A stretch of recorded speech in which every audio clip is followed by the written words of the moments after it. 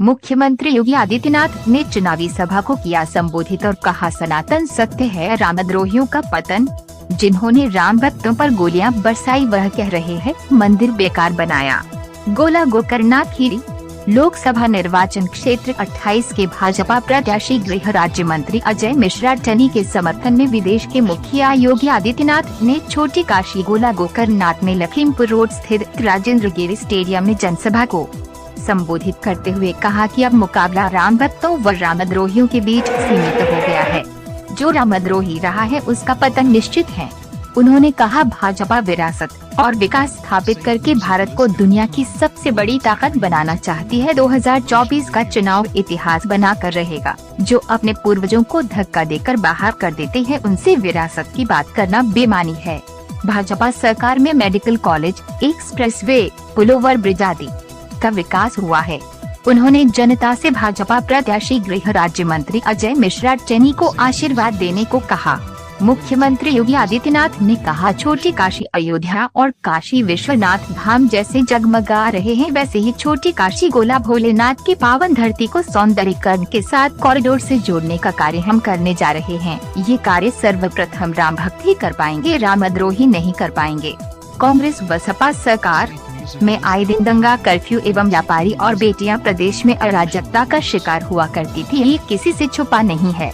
किसी को भी किसी प्रकार का लाभ नहीं मिल पाता था। इसके लिए जो अभियान देश में शुरू हुआ है उसमें हमें भी एक वोट के साथ सहभागी बनना है। मुख्यमंत्री ने कहा कि ये सनातन में सत्य है कि रामद्रोहियों का पतन हमेशा हुआ है। 2024 का लोकसभा चुनाव इस शाश्वत सत्य की पुष्टि करने वाला है। उन्होंने कहा कि ये केवल सरकार बनाने का चुनाव नहीं है।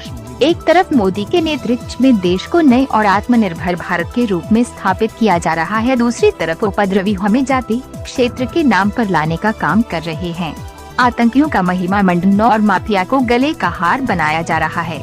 अनुसूचित जाति, जनजाति, पिछड़ी जाति के अधिकारों को अल्पसंख्यकों को देने की साजिश रची जा रही है। योगी आदित्यनाथ ने कहा है कि 3 चरण के चुनाव संपन्न होने के साथ ही देश की आधी लोकसभा सीटों पर चुनाव संपन्न हो चुके हैं। उन्होंने कहा कि पूरे देश में एक ही आवाज गूंज रही है, फिर एक बार मोदी सरकार, अब की बार 400 पार। उन्होंने कहा कि इस नारे ने ऐसा जादू किया है कि विपक्षी दल चारों खाने चित हो गए हैं। जब उन्हें कुछ समझ नहीं आ रहा है तो भारत के खिलाफ साजिश में लिप्त हो गए हैं। विपक्षी दलों के बयानों को पढ़ने से स्पष्ट हो चुका है कि ये चुनाव राम भक्त और रामद्रोहियों के बीच में है। जो राम भक्त है वही राष्ट्र भक्त ही है। प्रधानमंत्री मोदी के नेतृत्व में जमकर विकास भी होता है तो सीमा की सुरक्षा के साथ किसी को खिलवाड़ भी नहीं करने देता। ये नया कहता है कि पहले हम छेड़ेंगे नहीं, लेकिन कोई छेड़ेगा तो छोड़ेंगे भी नहीं। सीएम योगी, जब स्वर्गीय कल्याण सिंह जी का निधन हुआ तो समाजवादी पार्टी ने पूर्व मुख्यमंत्री की मृत्यु पर कोई संवेदना नहीं प्रकट की, एक शब्द नहीं कहा। और दूसरी तरफ अभी जब एक माफिया मरा था तो उसके घर में समाजवादी पार्टी के अध्यक्ष फातिहा पढ़ने गए थे। समाजवादी पार्टी से एक ही परिवार के 5 लोग चुनाव लड़ रहे हैं, एकदम जीरो होगा, इनका खाता ही नहीं खुलने देंगे। उत्तर प्रदेश के मुख्यमंत्री योगी आदित्यनाथ ने विपक्ष पर जमकर साधा निशाना। हमें मोदी जी के नेतृत्व में देश को आत्मनिर्भर और विकसित बनाना है।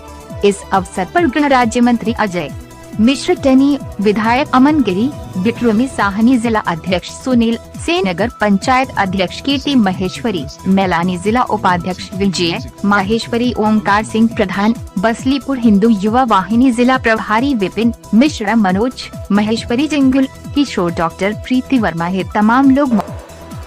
एक और राम भक्तों पर गोली चला दी गई और दूसरी तरफ राम मंदिर का अयोध्या में राम जन्मभूमि पर, काशी में संकट मोचन मंदिर पर,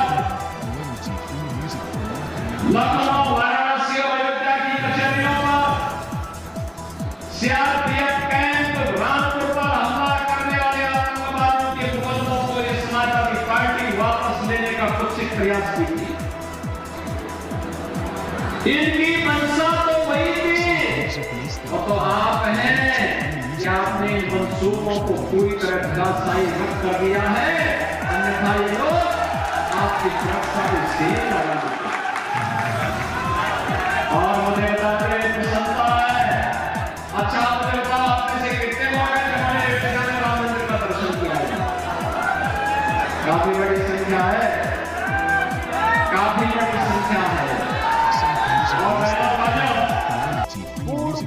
मुख्यमंत्री सर्वे कल्याण सिंह जी का पूरा जीवन प्रभु राम की आराधना में व्यतीत हुआ, संपन्न हुआ। प्रदेश के विकास के लिए उन्होंने कार्य किया।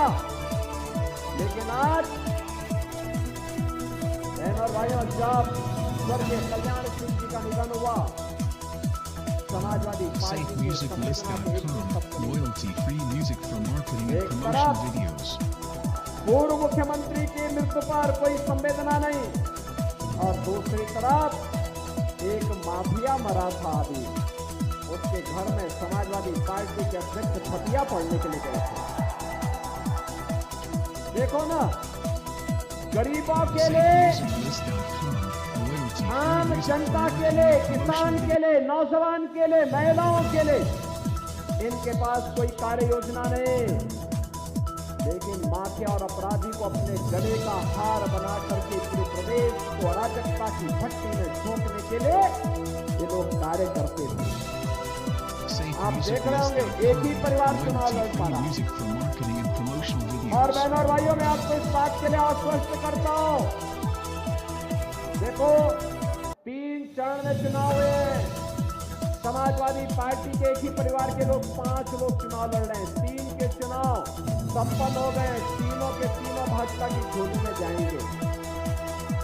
चौथे चरण में कन्नौज में भी चुनाव होने जा रहा, वही भाजपा के झोले में जाएगा। और छठे चरण में आजमगढ़ में होगा, वही भाजपा की झोली में जाएगा। एकदम 0/0 होगा इनका, खाता ही नहीं खुलने देंगे।